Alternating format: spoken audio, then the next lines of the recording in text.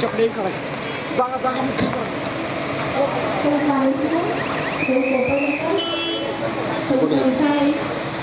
घे तू.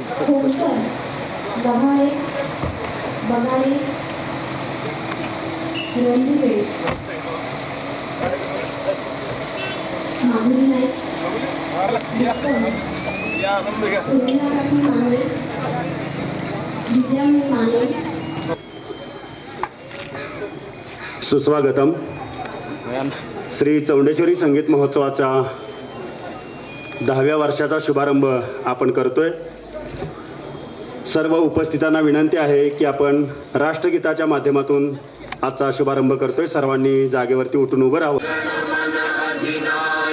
जय हे भारत भाग्य विधाता, पंजाब सिंधु गुजरात मराठा द्राविड उत्कल बंग, विंध्य हिमाचल यमुना गंगा उच्छल जलधि तरंग, तव शुभ नामे जागे, तव शुभ आशीष मागे, गाहे तव जय गाथा, जनगण मंगलदायक जय हे भारत भाग्य विधाता, जय हे जय हे जय हे जय जय जय जय हे.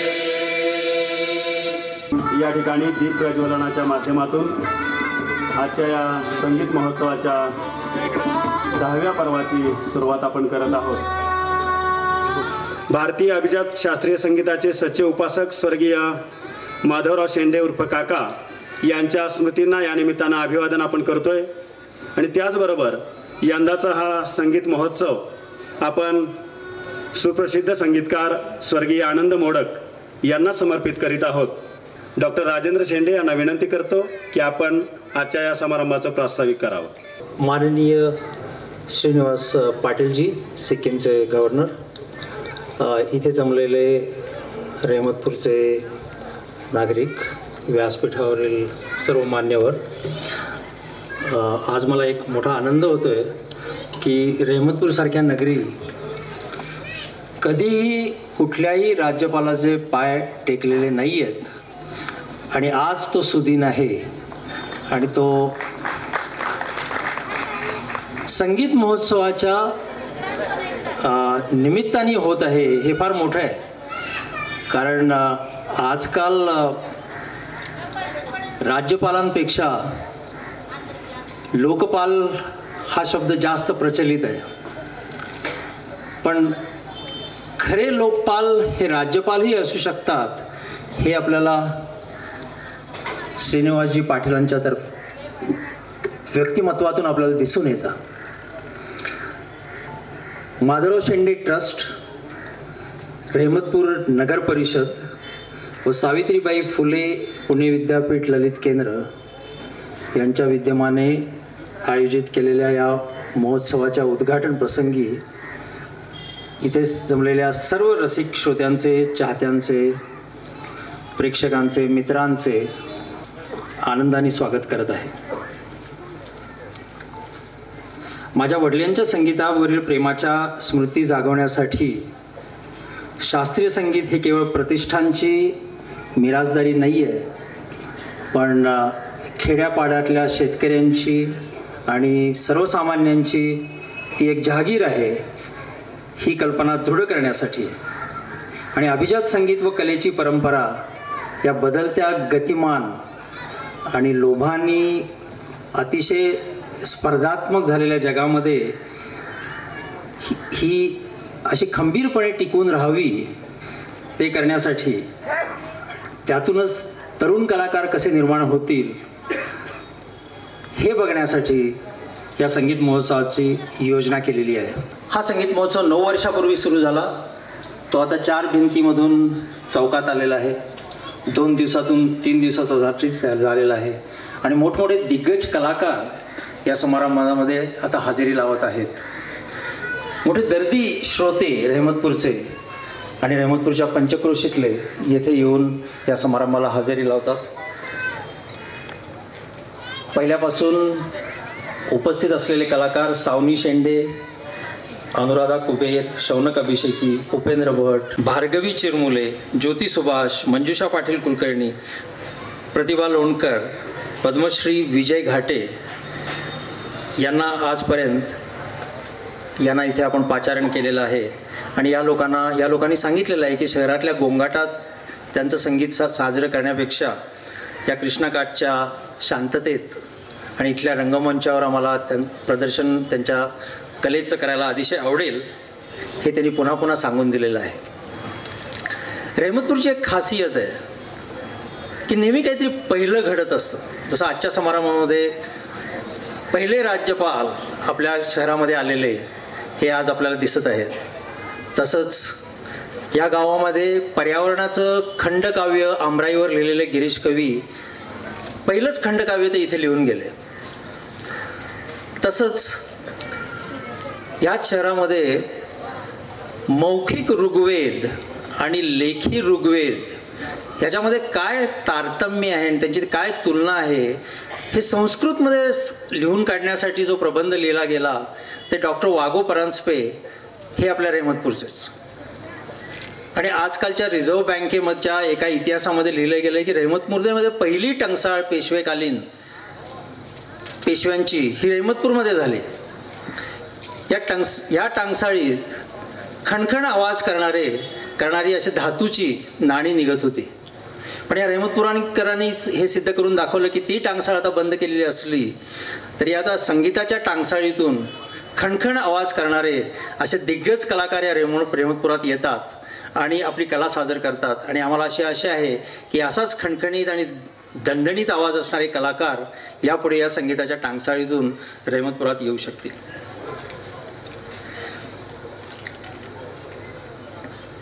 आज आपल्याला आपल्या व्यासपीठावर असेच खणखणीत आवाज असणारे आणि दणदणीत प्रसिद्धी असणारे कलाकार आपल्याला दिसत आहेत. विशेषतः मी फैयाज, सावनी यांचं मी स्वागत करतो कलाकारांचं. त्याचप्रमाणे या रहमतपूरच्या संगीताच्या टांगसाळीत निर्माण झालेल्या डॉक्टर विनिता आपटे की त्यांचं पण नाणं असं खणखणीत आहे आणि त्यांच्याशिवाय हा महोत्सव होऊच शकत नाही ते आपल्याला दिसत आहेत.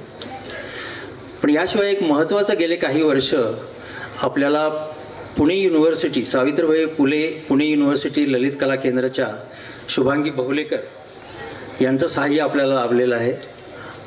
आणि त्यांचा सपोर्ट ग्रामीण भागातल्या अभिजात संगीताची जतन करण्यासाठी जे काही त्यांचे प्रयत्न चालू आहेत त्यातला हा पहिलाच प्रयत्न रहमतपूरमध्ये आहे. आणि मला वाटतं आपण तो प्रयत्न आपण ह्या वर्षीमध्ये पर्यंत तरी यशस्वी करून दाखवलेला आहे.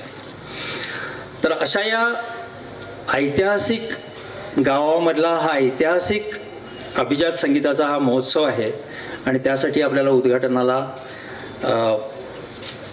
असं एक ऐतिहासिक व्यक्तिमत्व लाभलेलं आहे की एक खंदे वक्ते, कुशल प्रकाशक, कलाप्रेमी, लोकप्रिय आणि सर्वात महत्त्वाचं म्हणजे त्याला इंग्लिशमध्ये म्हणतात की नेटवर्क क्रिएटर. ते लोकांची साखळी तयार करून देतात. केव्हाही भेटलं की त्यांच्या आजूबाजूला गराडा असतो ते एकमेकाची साखळी निर्माण करतात.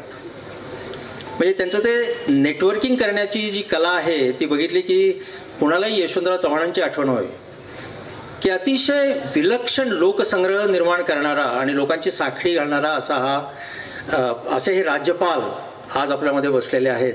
आणि त्याचा मला अतिशय खूप आनंद होतो.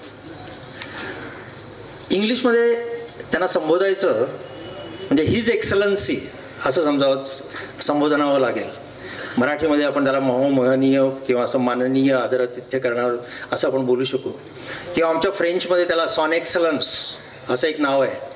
पण मला खरं त्यांना संबोधावं अशी नेहमी वाटतं की एक राजा माणूस आहे. अगदी लोकात बसून छानपैकी गप्पा मारणारा असा हा लोकपाल आहे, असा एक राज्यपाल आहे. आणि हा आपल्यामध्ये आहे यामुळेच एक प्रसन्नता येते. आणि मग ते एक त्यांचं प्रेझेन्सचं, त्यांच्या अस्तित्वाचं संगीत आपल्या कानामध्ये गुणगुणायला लागतं. आणि असं हे व्यक्तिमत्व आपल्याला लाभलेलं आहे. आणि ते आपल्यापाशी काही तास राहून त्यांचं काही मनोगत हितगुज आपल्याला सांगणार आहेत. आणि त्यामुळे या समारंभाला खूप मोठा उठाव येईल अशी माझी खात्री आहे. Thank you very much. आभारी आहे.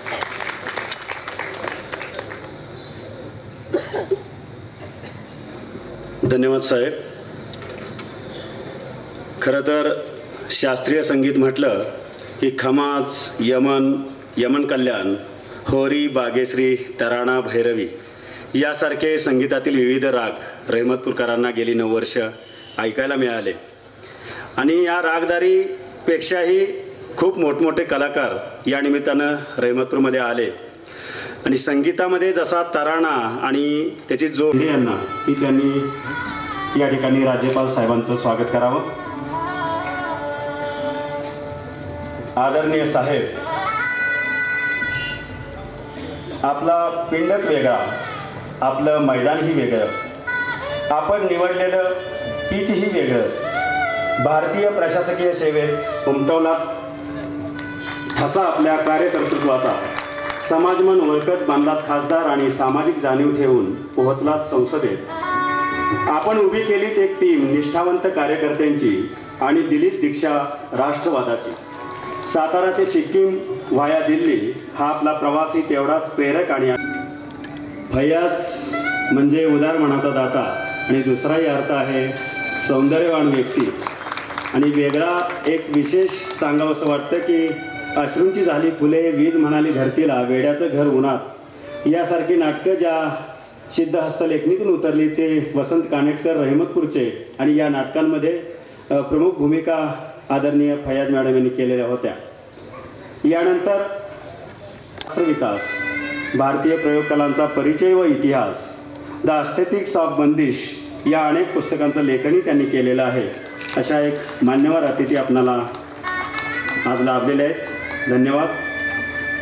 यानंतर ज्यांचं गाणं ऐकत आपण किंवा आमची पिढी मोठी होत गेली आणि ज्या भगिनींचं नाव आज महाराष्ट्रात मोठ्या आदरानं घेतलं जातं त्या बेला शेंडे आणि सावनी शेंडे यापैकी एक असणाऱ्या सावनी शेंडे यांचं स्वागत या ठिकाणी विनीता आपटे यांनी करावं अशी त्यांना विनंती.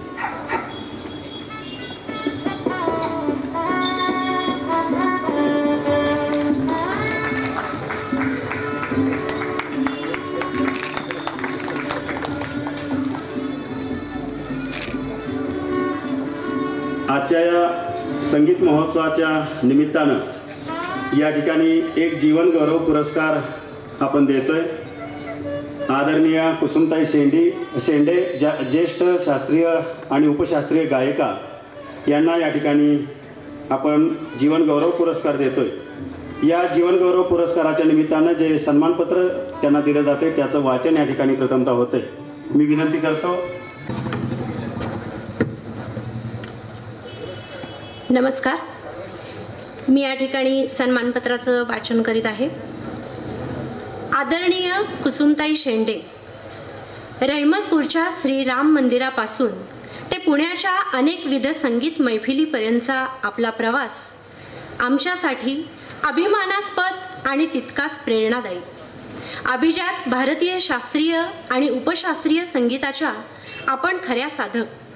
लामण दिव्यासारखी संत तेवत राहणारी निसर्गदत्त गान प्रतिभा आणि झऱ्याच्या पाण्यासारखं पिढ्यापिढ्यातून झिरपत आलेले घरंदाज कौटुंबिक संस्कार या साऱ्यांच्या मिलाफातून आपलं व्यक्तिमत्व घडत गेलं. किराणा घराण्याच्या प्रसिद्ध गायिका म्हणून संगीत क्षेत्रात आणि नाट्य क्षेत्रात आपला वेगळा ठसा उमटवत असतानाच माणिक वर्मा, डॉक्टर प्रभा अत्रे, शोभा गोरटू यांसारख्या गायिकांच्या घरगुती स्नेहानं आपलं गाणं समृद्ध होत गेलं. शास्त्रीय संगीत पंचम वेद या वेदाची उपासना साधना करत आपण आपल्याला मिळालेली ही दैवी देणगी फक्त स्वतःजवळ न ठेवता नवीन पिढ्यांपर्यंत पोचवण्यासाठी प्रयत्नशील राहिलात. त्यातूनच आपले सुपुत्र डॉक्टर संजीव शेंडे आणि नाती सावनी आणि बेला यांनी हा वसा आणि वारसा समर्थपणे पुढे नेला, अवघ्या महाराष्ट्रभर आणि जगभर पोचविला. आपल्या या अलौकिक योगदानाची संगीत, नाट्यसंगीत क्षेत्रातील आपल्या सेवाभावाची दखल ऋषितुल्य पुरस्काराच्या रूपाने कलाक्षेत्रानेही घेतली आहे. आज कैलासवासी माधवराव शेंडे ट्रस्टच्या माध्यमातून आपल्या कार्याचा उचित सन्मान जीवन गौरव पुरस्काराच्या रूपाने करताना आम्हाला अतिशय आनंद होत आहे. शुभ हस्ते माननीय श्रीनिवासजी पाटील, राज्यपाल सिक्कीम आणि अध्यक्षा श्रीमती फैयाज यांच्या शुभ हस्ते सन्मानपूर्वक प्रदान करत आहोत. शब्दांकन श्रीयुत विकास पवार. धन्यवाद. धन्यवाद.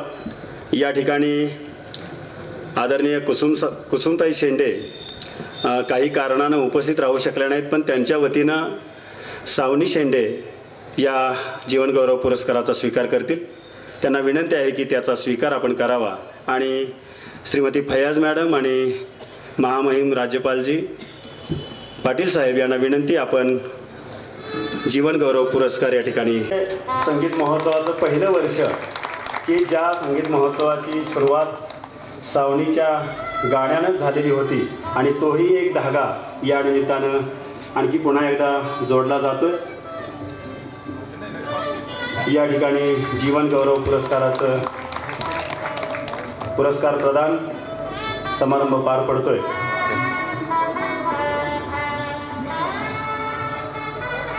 या ठिकाणी उपस्थितांना आणि मान्यवरांना आवर्जून एक गोष्ट सांगायला आवडेल की ज्या पुष्पगुच्छांच्या माध्यमातून आपलं स्वागत होतंय ते पुष्पगुच्छ आमच्या सुमन परशुराम फडतरे रहिमतपूर नगर परिषदेच्या वतीनं नगराध्यक्ष आणि उपनगराध्यक्ष महामहिम राज्यपाल आदरणीय श्रीनिवासजी पाटील यांचं स्वागत करतील. रहिमतपूर नगर परिषदेच्या वतीनं या ठिकाणी स्वागत होतंय. नगराध्यक्ष सौ नंदाताई दिलीप कदम आणि उपनगराध्यक्ष शशिकांतजी भोसले. इकडे हां इकडे. ओके. धन्यवाद. यानंतर जीवनगौरव पुरस्कार आपण आदरणीय कुसुमताई शेंडे यांना या ठिकाणी प्रदान केलेला आहे. या पुरस्काराचा स्वीकार ज्यांनी केला त्यांना सावनी शेंडे यांना विनंती की आपण आपलं मनोगत या ठिकाणी थोडक्यात व्यक्त करावं. नमस्कार. प्रथम व्यासपीठावर उपस्थित सर्व मान्यवरांना, शिवाजी सरांना, फैयाजजींना, शुभांगीताईंना आणि मुख्य म्हणजे राजेंद्रजींना सगळ्यांना नमस्कार करते. आपल्यामध्ये उपस्थित सर्व गुरुजनांना, गुणीजनांना, रसिकांना अभिवादन करते. आज खरंच खूप छान वाटलं मला. आजीच्या वतीने हा पुरस्कार मी आज स्वीकारला आणि तो इतक्या शुभ असते. मला असं वाटतं की पहिल्यापासूनच रहिमतपूरशी आमच्या पूर्ण शेंडे घराण्याचं खूप जवळचं नातं, कारण का आजोबा माझे रहिमतपूरचे. आजोबा डॉक्टर गोपीनाथ शेंडे यांचं सगळं शालेय शिक्षण रहिमतपूरमध्ये झालं आणि त्यामुळेच पहिल्यापासूनच रहिमतपूरबद्दल इतकं ऐकत होतो आम्ही लहानपणापासून, आमच्या लहानपणापासून.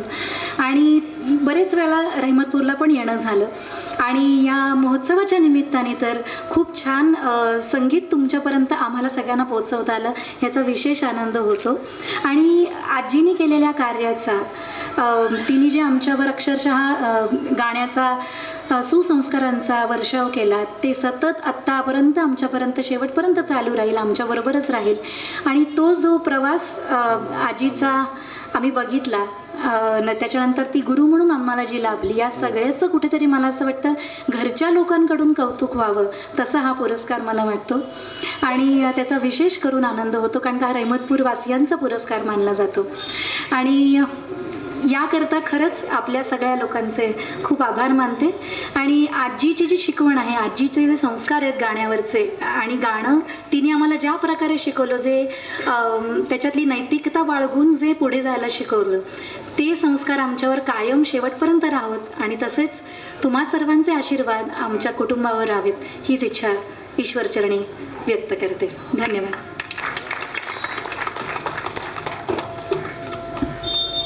धन्यवाद सावनी. यानंतर सावित्रीबाई फुले पुणे विद्यापीठ ललित कला केंद्र गुरुकुलच्या डॉक्टर शुभांगी बहुलेकर यांना विनंती, आपण आपलं मनोगत व्यक्त करावं.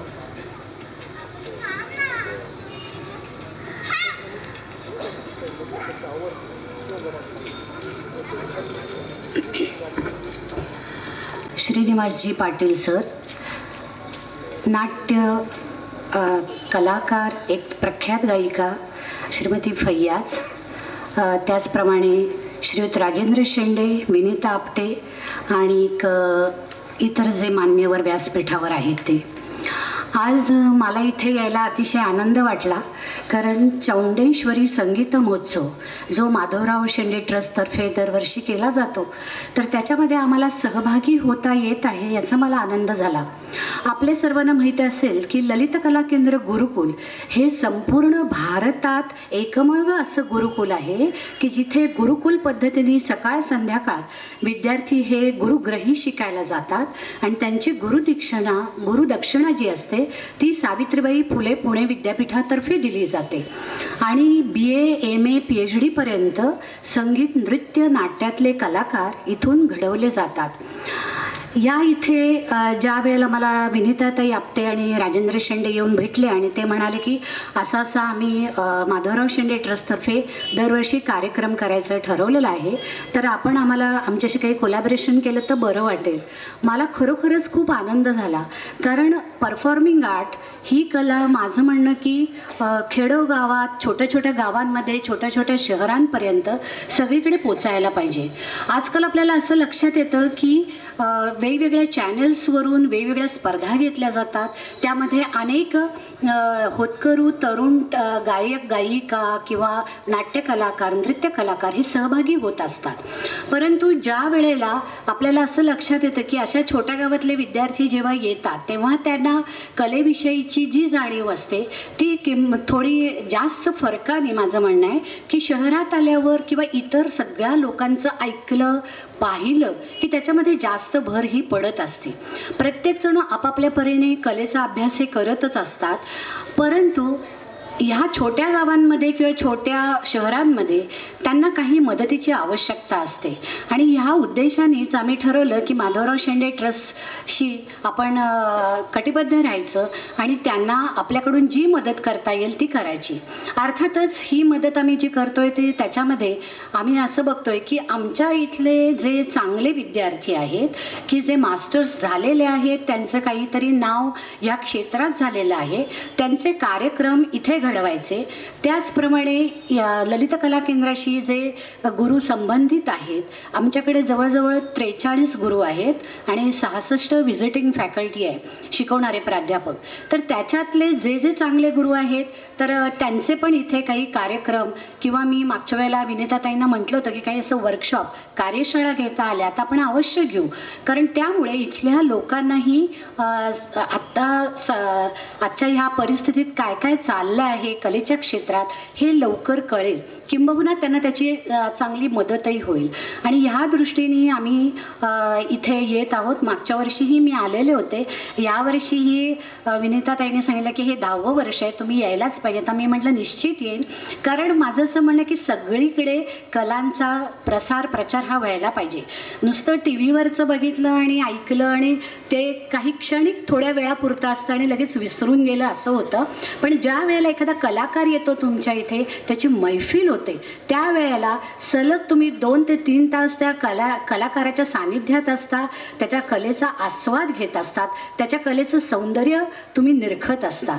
आणि हे होणं फार गरजेचं आहे, कारण हे संस्कार मुलांवर जर लहानपणापासून होत गेले, चांगलं गाणं ऐकणं, त्याचप्रमाणे चांगलं गाणं कोणचं आणि वाईट गाणं कोणचं हेही विद्यार्थ्यांना कळायला लागतं. चांगलं नाटक कोणचं, चांगलं लेखन कोणचं, चांगलं साहित्य कोणचं, त्याचप्रमाणे चांगला नृत्याविष्कार म्हणजे काय हे विद्यार्थ्यांना कळावं. ह्यासाठी ललित कला केंद्र सदैव तुम्हाला मदत करेल असं मी त्यांना सांगितलेलं आहे आणि त्यामुळेच आज मी या कार्यक्रमाला उपस्थित राहिले. आणखी एक मला इथे सांगावंसं वाटतं की एवढे मोठे दिग्गज कलाकार माननीय श्रीनिवासजी पाटील यांची भाषणाची मी भक्त आहे. त्यांची मी बरीच भाषणं ऐकलेली आहेत, टिळक स्मारकमध्ये, बालगंधर्वमध्ये. नाटकामध्ये आणि बोलून जातो की ते कायमस्वरूपी आपल्या लक्षात राहतं. आणि तसाच काहीसा अनुभव तुम्ही, मी, आपण सगळेजणच आत्ता घेणार आहोत. त्याचप्रमाणे आपल्याकडे ज्या मोठ्या कलाकार आलेल्या आहेत, नाट्यसृष्टीतल्या मोठ्या कलाकार श्रीमती फैयाज यांचं वर्णन तर मी काय करावं, कारण आपल्या सगळ्यांना माहीतच आहे की त्यांचं कट्यार काळजात घुसली हे खरोखरच सगळ्या लोकांच्या हृदयाला जाऊन भिडलेलं आहे. आणि अशा या व्यक्तींच्या सहवासात यायला मिळालं आणि सगळ्यांना आपल्यालाही त्याचा लाभ होतो आहे, याबद्दल मी श्रीयुत राजेंद्र शेंडे, विनीता आपटे यांचे आभार मानते. आणि त्यांच्या या सगळ्या जे कार्य चालू आहे संगीत क्षेत्रातलं त्याला शुभेच्छा व्यक्त करते. धन्यवाद. रंगमंचावरचे सर्व मान्यवर आणि उपस्थित सर्व रसिक प्रेक्षक, नमस्कार. माधवराव शेंडे यांच्या स्मृतिप्रित्यर्थ होणारा हा संगीत महोत्सव हे 10वं वर्ष आहे. त्यानिमित्तानं मी इथं आले. खरं म्हणजे रहमतपूरला मी पहिल्यांदाच आलेली आहे आणि एकंदरीतच रहमतपूरविषयी मी खूप ऐकलेलं आहे, मला माहीत पण आहे किती मोठमोठ्या व्यक्ती रहमतपूरच्या आहेत हे मला माहीत होतं. आणि माधव शेंडेंसारखा एक संगीत उपासक इथे रहमतपूरमध्ये संगीताची उपासना त्यांनी केली आणि त्यांच्या कुटुंबियांनी त्यांच्या नावाने हा महोत्सव सुरू केला, हे खरंच खूप म्हणजे योग्य आहे असं मला वाटलं. करणं गरजेचं होतं आणि ते कुटुंबियांनी त्याची जबाबदारी घेतली. त्यामुळे त्यांच्या कुटुंबियांना मी धन्यवाद देते. आज सकाळपासून या कुटुंबामध्ये मी आले. मला असं वाटलं नाही की मी कुणा परक्यांच्या घरी राहिलेली आहे. माझ्याच कुटुंबातल्या लोकांमध्ये मी वावरते असं मला वाटलं. जी आपुलकी, जे प्रेम, जो जिव्हाळा, मला थोडक्यात त्याला काही गरज नाही आहे 8-15 दिवस राहायची. मला वाटतं 8-10 तासात 12 तासात सुद्धा हे प्रेम आपल्याला कळतं. आणि जो संवेदनशील कलावंत असतो त्याला त्याची जाणीव असते. तशी जाणीव मला या लोकांविषयी झालेली आहे. खूप छान माणसं आहेत, मनाने निर्मळ आहेत, पारदर्शी आहेत, प्रेम करणारी आहेत, कलेवर प्रेम करणारी आहेत. त्यामुळे मला इथं त्यांनी बोलवलं. दुसरं म्हणजे आपले जे आजचे अतिथी आहेत त्यांच्याविषयी मी एवढं सांगू शकते की चित्र, शिल्प, नाट्य, संगीत, साहित्य या सगळ्यांमध्ये चौफेर ज्यांची रसिकता आहे असं एक बहुआयामी व्यक्तिमत्व आज आपल्याला पाहुणे म्हणून मिळालेले आहेत. मी त्यांच्याविषयी म्हणजे माझ्या अनेक कार्यक्रमांना ते आलेत, माझी नाटकं पाहिली आहेत. अतिशय रसिक व्यक्तिमत्व आहे हे. आणि ते आले इथे. खरं म्हणजे विनीताला मलाही बोलवल्याबद्दल मी विनीताला धन्यवाद देते. 1.5 महिन्यापूर्वी विनीतांनी मला आमंत्रण दिलं होतं की तुम्हाला रहमतपूरला यायचं आहे आणि तिच्या शब्दाला मान देऊन त्या कुटुंबियांच्या, आज मी या कुटुंबियांना पहिल्यांदा भेटले, पण यांच्या शब्दाला मान देऊन मी इथं आले. मला खूप बरं वाटलं. या सगळ्यांच्या सहवासात राहून खूप खूप माझा आजचा दिवस आनंदात गेला. त्यामुळे पुन्हा एकदा सर्व कुटुंबियांचे, विनीताचे, व्यक्तिशः विनीताचे आणि तुम्हा सर्व रसिक प्रेक्षकांची मी आभारी आहे. धन्यवाद.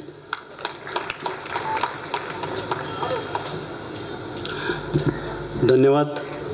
यानंतर ज्यांच्या शब्दांसाठी आपण सर्वजण उत्सुक आहोत आणि ज्यांचं भाषण एक दणकेबाज असतं ते सिक्कीम राज्याचे महामहिम राज्यपाल आदरणीय श्रीनिवासजी पाटील यांना त्यांच्या शब्दामध्ये या ठिकाणी बोलण्यासाठी आवाहन देतो. सजली रहमतपूर नगरी झेलाया शब्दसरी. प्रथम नटराजाला आणि माधवरावजी शेंडेंना मी वंदन करतो. या नगरीच्या प्रथम नागरिक स्वाभिमानी नंदा कदम, उपनगराचे शशिकांतजी भोसले, आदरणीय श्रीमती फैयाज, जागतिक कीर्तीचे पर्यावरण तज्ज्ञ राजेंद्रजी शेंडे, सावित्रीबाई फुले पुणे विद्यापीठाच्या ललित केंद्राच्या निदेशिका शुभांगी भोलेकर, डॉक्टर विजय शिवानंदजी भारती, श्री नितीन माने, अरुण माने, सौभाग्यवती चित्रलेखा कदम माने वहिनी, सर्व रसिक आणि मित्रो, आताच निवेदन सांगितलं दणकेबाज. ज्या रीतीचं संगीत या ठिकाणी आळवलं जाणार आहे ते दणकेबाज नाही, ते तालात असतं, सुरात असतं.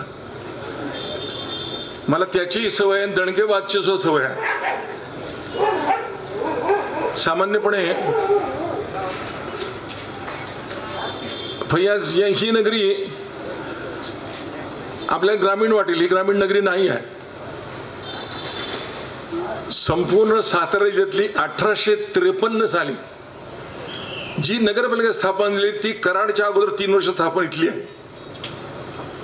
हे या रेल्वे मार्गावरचं एक प्रमुख शहर होतं, पाण्यानं समृद्ध होतं. इथं पानमळे होते,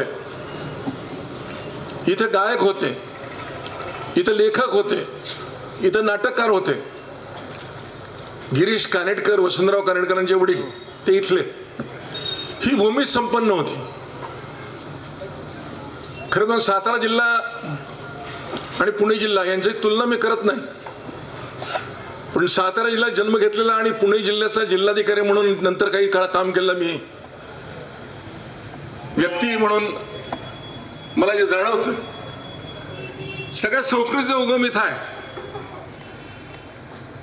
ज्या बालगंधर्वांचं गाणं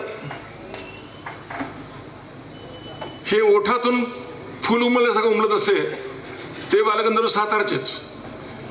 मी जुना सातारा नवा साताराचं काही करत नाही, पण निरेपासून वारणेपर्यंत जो सातारा होता, नागठाणे त्यांचं गाव आता सांगली जिल्ह्यात आहे. छोटा गंधर्व इथला कोरेगावचा, पठ्य बापाराव इथला रेटरे हा नक्षा, वसंतराव कानेटकर जी आश्विन झाली फुले जे आता आपण कामं केलेली आहेत, लाल्याचं व्यक्तिमत्व काशीनाथ घाणेकरांनी साकारलेलं आहे. ही सगळी संस्कृती इथली आहे. जुन्या संस्कृतीचा आणि नव्या संस्कृतीचा उगम असलेलं नदीच्या नावात कमंडलू आहे. ऋषींच्या कमंडलू त्या पाण्यातून जिनं उगम घेतला ती कमंडलू नदी या ठिकाणी वाहते. दुर्दैवानं पाण्याचा उपसा जास्त झाला, पाणी कमी जिरवलं गेलं आणि त्यामुळं हळूहळू पानमळे गेले. इथं ब्रह्मपुरी आहे. याच्या यात्रेला मी 4थी येत असताना सहल म्हणून आलेलो आहे. 15-20 दिवस यात्रा चालायची, पाळणे असायचे, तमाशा असायचे, सर्कस असायची, छोट्या पडद्यावर टुरिंग टॉकीज असायच्या. समृद्धीनं भरला हा मुलूक होता. परांजपे असोत, शेंडे असोत, ज्ञानदानाचं पवित्र कार्य करणारी मंडळी इथं होती. आडनाव इथं भोसले आहे, माने, ही सगळी मंडळी छत्रपती शिवाजी महाराजांच्या काळापासून नांत असलेलं आहे गाव. आणि आज या गावामध्ये संगीत महोत्सवाच्या रूपाने 10वं वर्ष साजरं होत आहे. रसिकराज आदरणीय कैलास यशवंतराव चव्हाणांच्या समाधीला वंदन करण्याला काल मी माझ्या जन्मगावी आलो. साहित्य, संस्कृती, वाचन, लेखन, चिंतन, मनन यांचं गणित ज्यांनी मांडलं 1960 साली संयुक्त महाराष्ट्र निर्मितीनंतर, त्यांच्या सहवासात लहानपणी राहायला मिळालं. संगीत संवर्धन असू द्या, संगीत मानापन असू द्या, ही नाटक ज्यांच्या जीवनावर एक सिनेमा काढला आमच्या जब्बार पटेलनं, त्यातल्या सुंदराबाईंची लावणी सुद्धा ज्यांनी मनभवने ऐकली. तमाशाला गेले होते, शिक्षक मध्येच भेटले परत येताना. अरे म्हणजे पोरं कुठे गेलता? म्हणजे टॉमशाला भेटायला गेलो. हा कोण टॉमशा? तर म्हणजे बर्नाड शॉचा भाऊ होता. ही मंडळी सगळी रसिक आहेत. खंडी खंडीचं खळं करणारे तिवडा पुढेपर्यंत राशीला निवेदन दाखवणारी माणसं शेतकरी समाजात या ठिकाणी होती. कलेला प्रोत्साहन होतं. नंदीवाला पोट भरून आपल्या झोळ्यावरून इथं जात होता. ती संस्कृती साहित्याच्या रूपानं, संगीताच्या रूपानं या भूमीवर रुजली गेली. आणि म्हणून माधवराव शेंडेंच्या स्मृतीप्रित्यर्थ हा 10वा संगीत महोत्सव या ठिकाणी होतोय.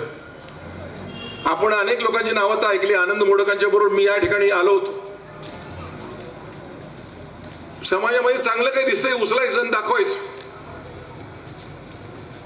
आता आमच्याकडे कुस्त्याचे फड होतात आणि आपल्या वडिलाच्या पेक्षा धाकटा असलेला आपला चुलता, त्याला आपण काका म्हणतो. असं आहे का आपल्यावर फार प्रेम करणारा माणूस आपल्या घरात असतो.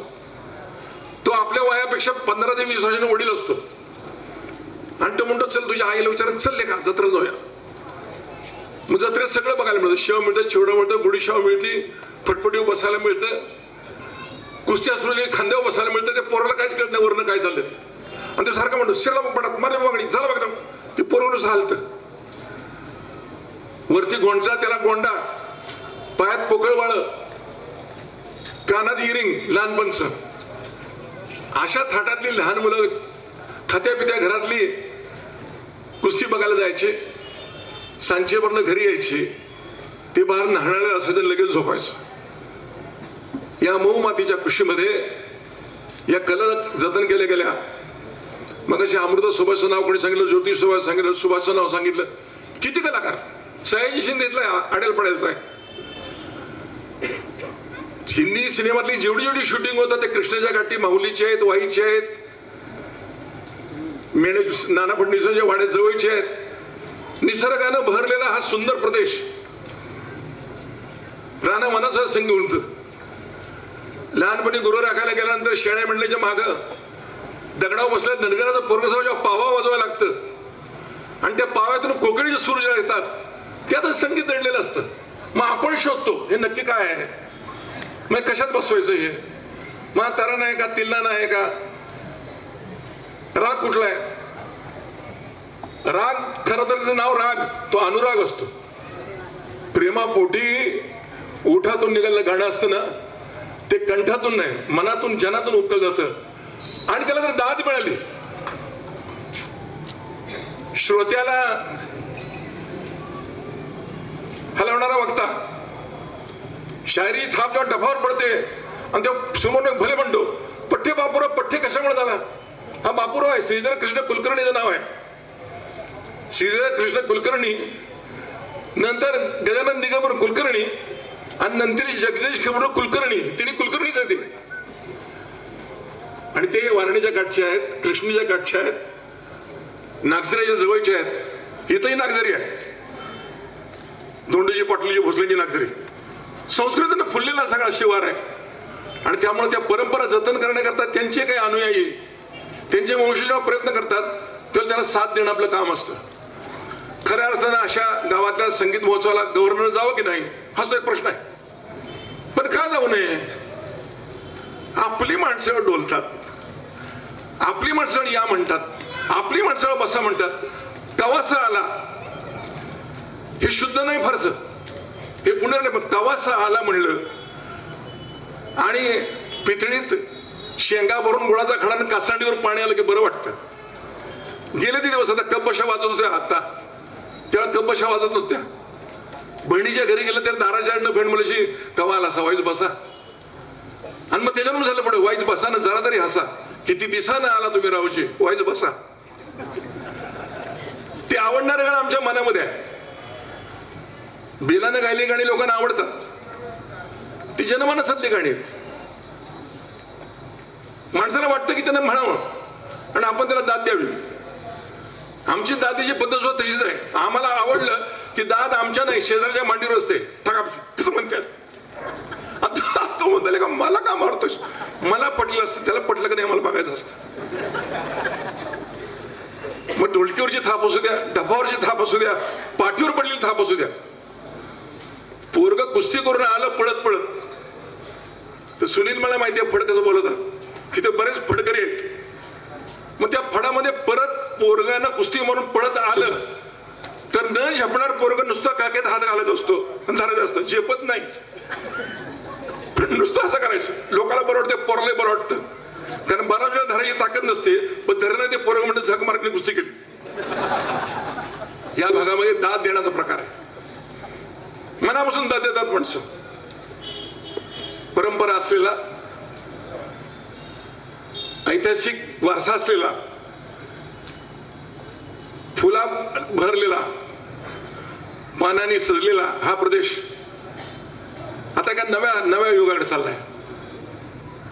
आता ऊस झाला, ज्वारी असायची, मग ती उपट्याच्या वेळेला शुक्रतारा उगवला की गाणी म्हणायची.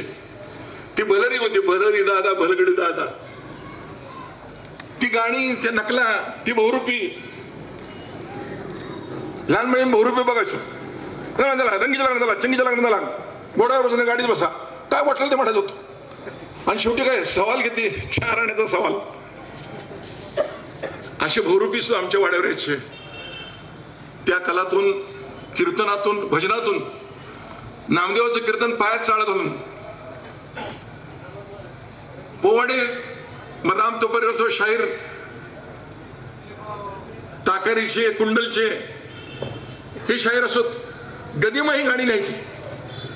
वंदे वंदे देवतावन वंदे मातरम असं म्हणणारी शाहीर. बुगडी माझी सांडली ग जाता साताऱ्याला, साताऱ्याची अजब तरा, सगळी गाणी. कोण आसुचला पापा पुन्हा पुन्हा मारी थापा, मध्यानीच्या पारी दारी थापा आली, ताल रात सारी मजशी झोप नाही आली. किती शब्द सोपे. त्या तिथे पलीकडे तिकडे माझी ह्या प्रियेचे झोपडे. काय गाणं आहे काय, पण शब्द कसे सुंदर शब्द. एकांती मज समिती, कर कोमल माझा हाती घ्यायचे का, हिचा कर कोमल आणि आमचा हात. काय वर्णन गंमत पा, फार भागण. मागाची रात चांदण त्यात, गुस बदलून काही भागना. अशी सुंदर गाणी. जिथं शाहिरी आहे, सौंदर्याचा खऱ्या अर्थानं जर साथ चढवून कोणाचा सत्कार करायचा असेल तर तो भरताचा सत्कार सौंदर्यानं करावा आणि सौंदर्याला वंदन मर्दानं करावं. ती पगडी ठेवून लटपट तुझं चालणं ग मोठ्यानं करायचं, बोलणं ग मंजुळो महिनेच. ही चवळीची शेंग आहे. आता बाजारात चवळीची शेंग नाही. आता या दिवसामध्ये शेवगे शेंग सुद्धा बघायला मिळत नाही. 250 रुपये किलो झाले. म्हणून त्या परंपरा जपाव्यात. आपल्या वडिलांचं पुण्यस्मरण व्हावं. आपल्या घरात जो संगीत वारसा आहे तो लोकांना बोलवावं. सत्यनारायणाचा प्रसाद काय पोटभर मिळत नाही, थोडा. पण जाणाऱ्या माणसाला वाटतं की आंघोळ करून जावं, प्रसाद घ्यावा आणि त्यात केळाचा सुरा जर मिळाला आणि एखादा मनुका मिळाला तर फार आनंद. तसं शहरातले गायक येत आहेत, इथे येत आहेत, बोलतायत, वाचतायत. कान देऊन ऐकायला मन असावं लागतं. तानसेन का होता, तर त्याला कानसेन भेटले होते म्हणून तो तानसेन होता.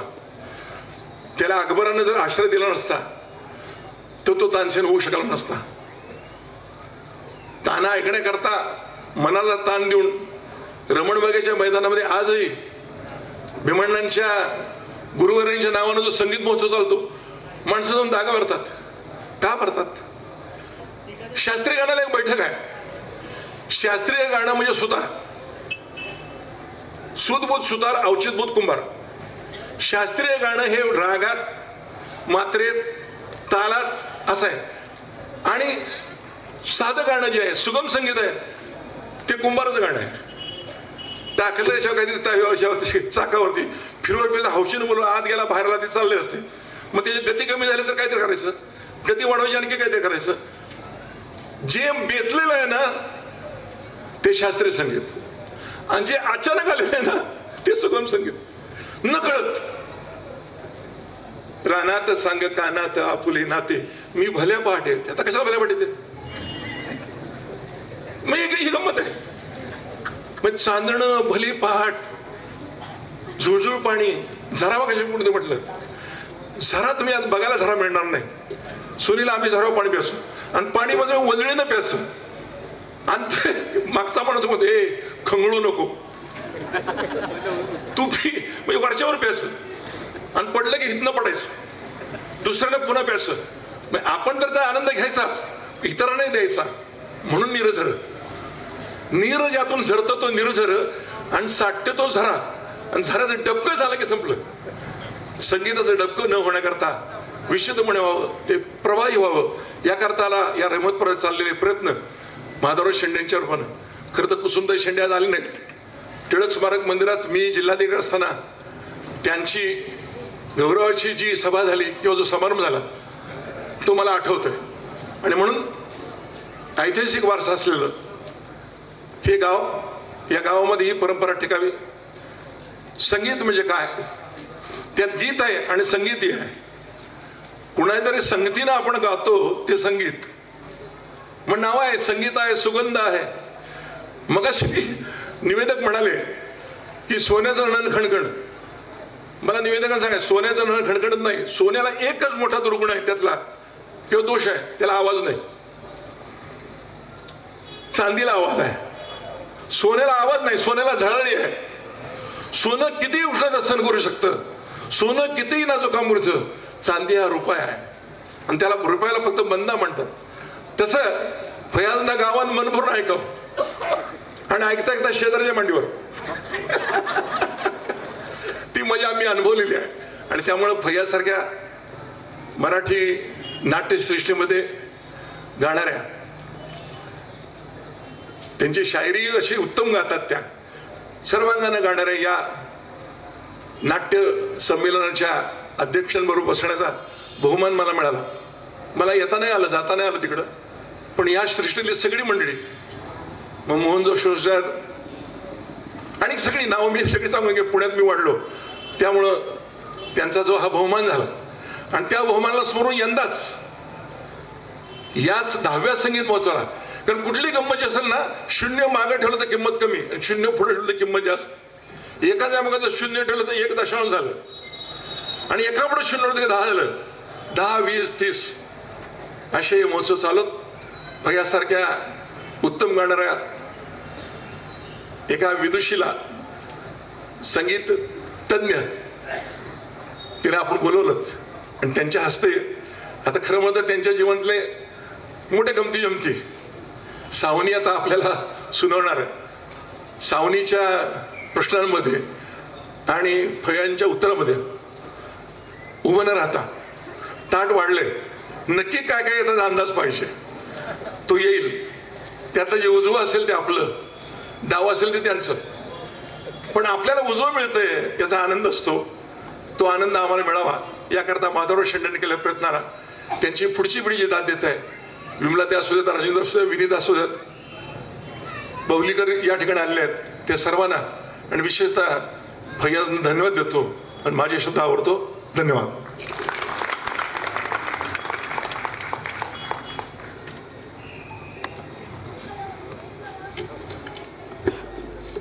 शुभारंभाच्या कार्यक्रमाची कृतज्ञता व्यक्त करण्यासाठी मी विनंती करतो प्राचार्य अरुण माने सर यांना की त्यांनी या ठिकाणी कृतज्ञता व्यक्त करावी.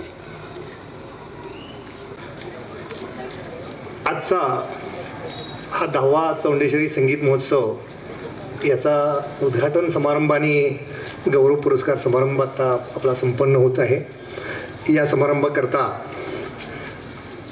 सिक्कीमचे महामहिम राज्यपाल आणि आपल्या सातारा जिल्ह्याचे भूमिपुत्र आदरणीय श्रीनिवासजी पाटील साहेब यांनी निमंत्रण स्वीकारलं आणि निमंत्रणाचा स्वीकार करून उपस्थिती या ठिकाणी राहिले, त्याबद्दल मी त्यांच्याप्रती कृतज्ञता व्यक्त करतो. त्याचबरोबर अखिल भारतीय नाट्य संमेलनाच्या अध्यक्षा नाट्य अभिनेत्री फैयाज यांचंही मी यांच्याप्रती कृतज्ञता व्यक्त करतो. त्याचबरोबर रहमतपूरच्या सुकन्या सावनी शेंडे, त्याचबरोबर कला केंद्राच्या प्रमुख यांचेही मी या ठिकाणी आभार मानतो. आणि आत्ता हा 10व्या संगीत महोत्सवाचा पहिलं सत्र संपलं असं मी या ठिकाणी नमूद करतो. लगेचच आपण सायंकालीन गप्पांच्या मैफिलीला सुरुवात करतोय. रसिक प्रेक्षकांना विनंती आहे, कुणीही जागेवरून उठू नये. या ठिकाणी उपस्थित मान्यवरांना विनंती की आपण समोर आपली आसन व्यवस्था केलेली आहे त्या ठिकाणी आसनस्थ व्हावं.